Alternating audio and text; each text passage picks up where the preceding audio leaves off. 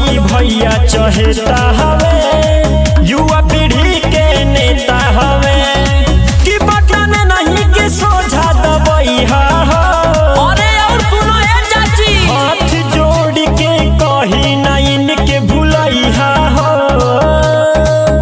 हाँ पवन भैया के विजयी अब की बनैहा हो। कारा काठ के भगिया अब की जगैहा हो।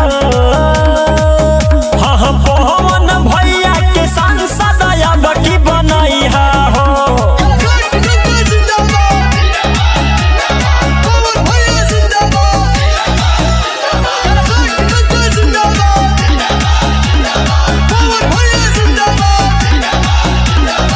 रउआ लोगन के ऊपर बाटे विश्वास हो। पवन भैया जीतताते इहे बाटे आस हो। रउआ लोगन पे बाटे विश्वास हो। भैया पवन जीतता रे बाटे साफ हो कि अब नहीं के झंडा लहराइहा हो। अरे ए चाचा, हाथ जोड़ के कही ना इनके भुलैहा हो। हाँ पवन भैया के विजयी अब की बनैहा हो। कारा काठ के भगिया अब की जगैहा हो। हाँ पवन भैया के सांसद अब की बनैहा हो।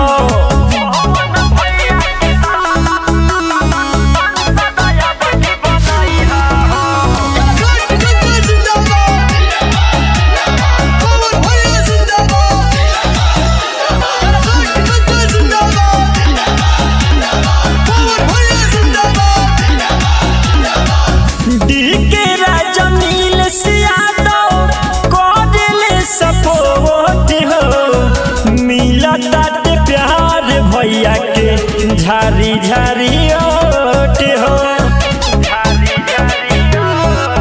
हरियन के राजा नील कोडले सपोर्ट हो।